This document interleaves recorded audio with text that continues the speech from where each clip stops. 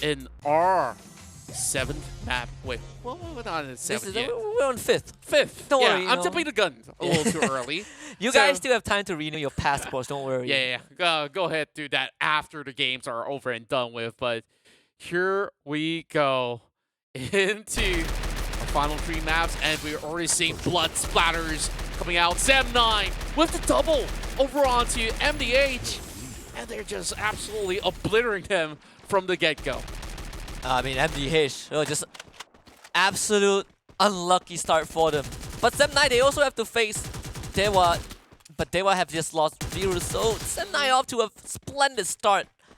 Dewa United, unfortunately, can't say the same for them, but they are pretty much scattered around across the map. In fact, they have already secured a revival point, so it's not too big of a deal. VGM getting themselves the first knockdown. MDH are already out. Wow, that's just a lot of heavy commitments coming in from many of all these teams. Council Hall being the battle arena for V Gaming, and they've already gotten a couple of trades going for them. So now currently it's going to be a 2v2 affair between them. And I do believe there's still more left in the tank. Bond still managed to survive though, so it shouldn't be too much of a hassle, but it's all Dakloop's effort that has been able to keep themselves up ahead. And so long as they just keep adding those elimination points, they shouldn't be able to worry too much about FR that's chasing up ahead. Sem9 continues to party on. Dewa United, they were late to the party anyways. Yeah. So I feel like they don't deserve that invitation, and therefore I think Ren was just absolutely out of place. Was trying to get the revive done, so I guess it's a valiant effort, but it was kind of in vain. More points on the map. VGM off to a good start. Well, since we have some time, and you know the broadcast runs on a pretty long delay, I would like to give you a couple of, well, just maybe a minute to send a message out to a good friend of ours, Mr. Mustachio AJ.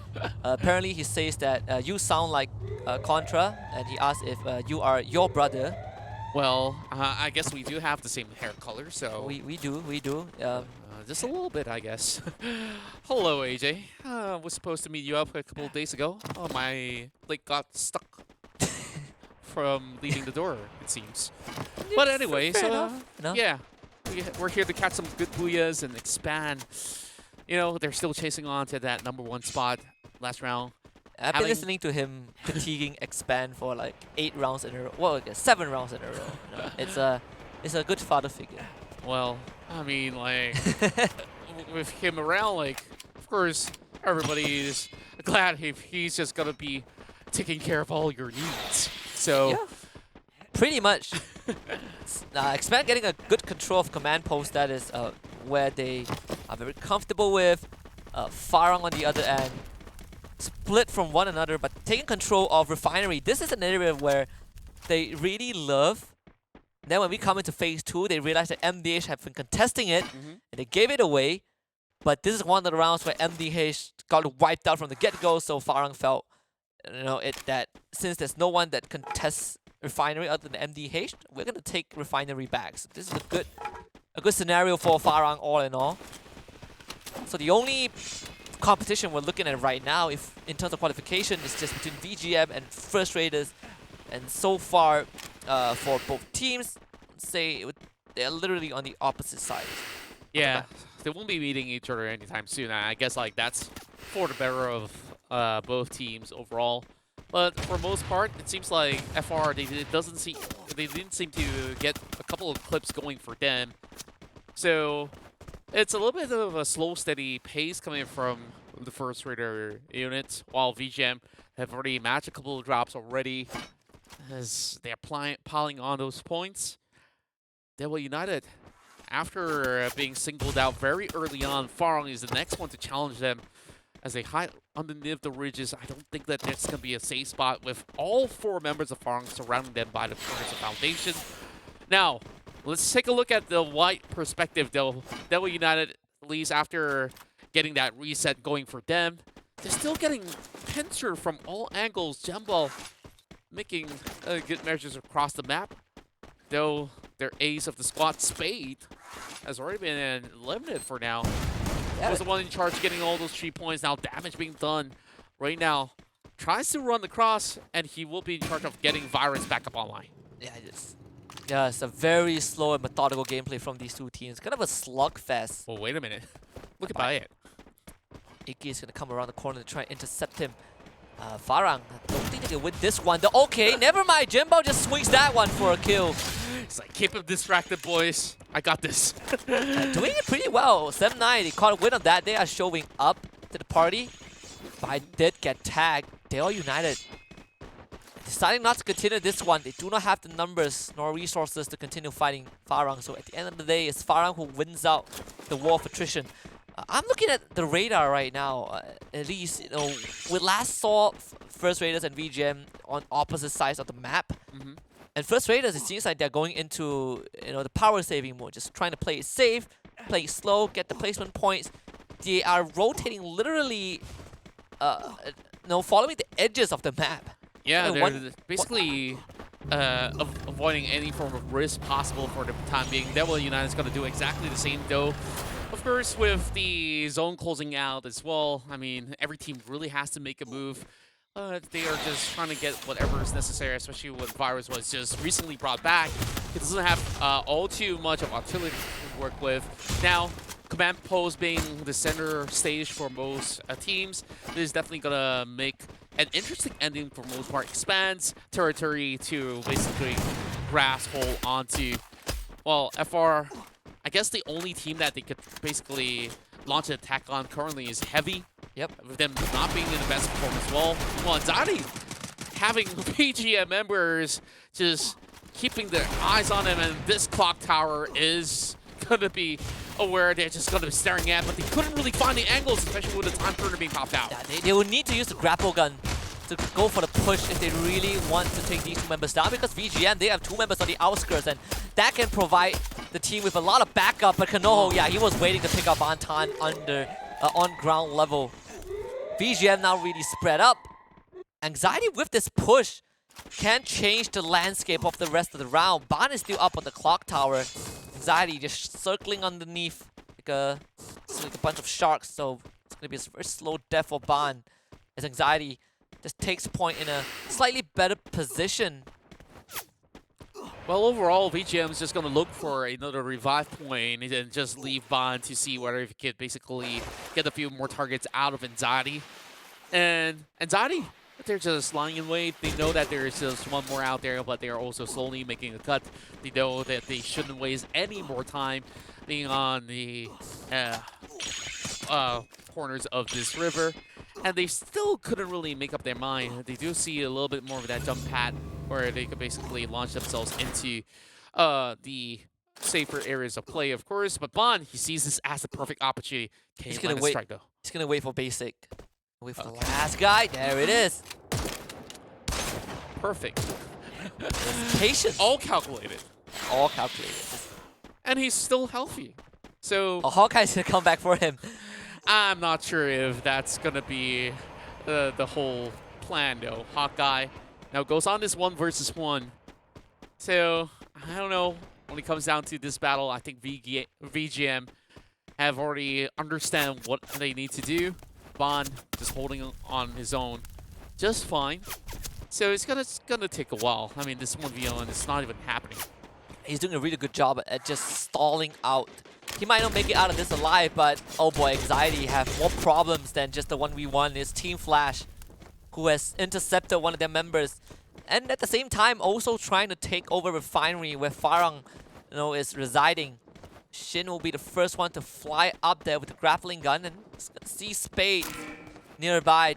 A huge wraparound. Team Flash basically surrounding members of Farang. A double up right there. Shin gets caught by surprise. But the rest of the backup is coming in from Team Flash. Bloody not able to go through that glue wall for now. Bias will finish off Shin to even up the playing field. Bloody getting pressured from long range, but unfortunately Spade runs into his gun barrel, gets knocked down. And they're just basically cutting off many of all these sections here. There's not much that they can work with. All these glue walls are being brought in by Farang, but Bloody managed to slip through the cracks. And there we go. Shotgun shells flying up in the air. Jetball tries to get those numbers against Team Flash, but Bloody's just too strong. And now they're looking for Byatt as well.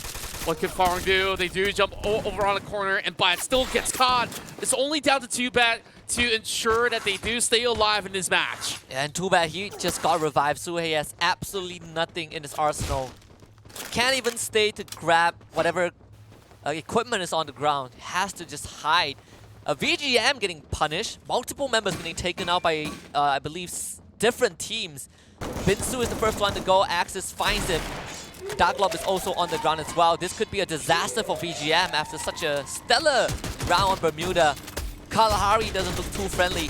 Barnes the last man alive, and that was the guy that was chased down by Anxiety. Now able to escape into the wild, but has to play the long game. And we can see that even in the earlier rounds of Kalahari, they've been struggling as well, but at least this time they walk away with a little bit more points as per usual. I mean, they still could basically hang on to whatever they have. I mean, FR hasn't been doing all too much in this round. Now they're also being surrounded by Expand, Heavy, and not too far away, King of Gamers Club is just around the corner to pick them off as well. So Kyle, gonna see whether he can basically get the pick off against Shah on the sniper's nest. And Team Flash, they've been able to add those numbers up with those snipers on their hand, while Bloody was the one just storming through the refinery to get all the kills that he desired. Oh no. And here comes Axis Esports. Worst possible timing, but if First Raider survives this, it will be good news. Souza again. Starting off on a good note, Ekao hiding in this container to make contact with Flame right now. Who's going to try and pressure him? They're trying to split the members of First Raiders apart. Ekao, can he brute force his way out of this one? Yes. Flame goes down. No way for them to rescue Flame. Axis Esports just fly into absolute damnation. First Raiders getting 4 free points. What a defense that was as well. I mean, they were absolutely out in the open, and they got punished instead. I mean, I don't even know, Chief. Like, Axis kind of jumped the gun right there.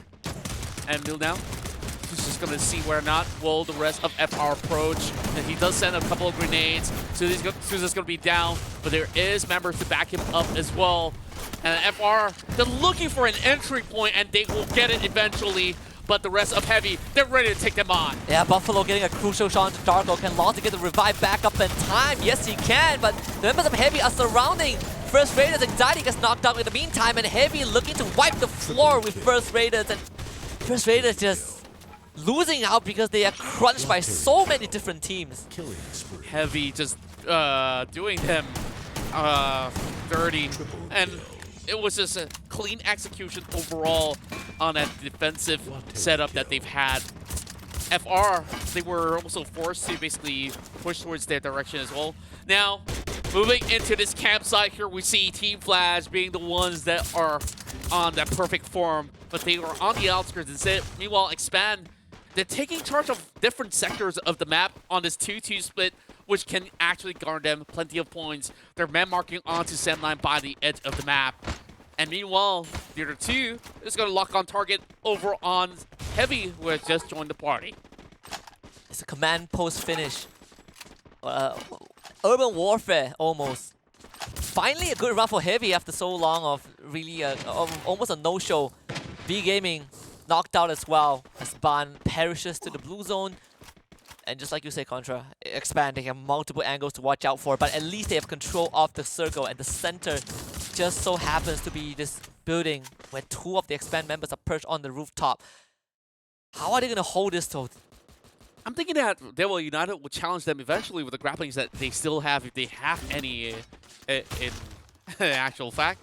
Grenades are already being lobbed in. Expand just turtling through the sniper's nest again. Heavy's not going to make too much of a drastic measure, knowing for the fact that there's a few more members of KOG being around the corner as well. Heavy now takes charge. They're still looking to seek out Expand members, but they do have the grenade launchers all prepared to take them on. Yeah, Expand, this is going to be crunch time. Everyone swarming the center of the circle. The Eye of the Storm. Sem9, Expand have already gotten 2 knockdowns, looking for the confirmed kill. Sha on ground level catches the members of Heavy off guard. They're trying to go for the revive, but Sha is just relentless. He's not going to let Heavy get any space to recover. Buffalo now trapped behind the glue wall, but Sha just going to turn the corner.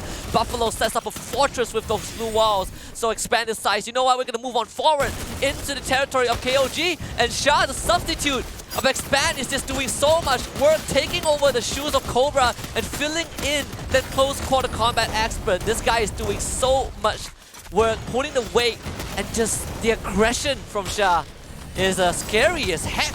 Indeed, and they're just expanding their horizon, taking over control over the midsection as all the other teams are just being cornered up. Shah still storming them out of this match and make that a triple.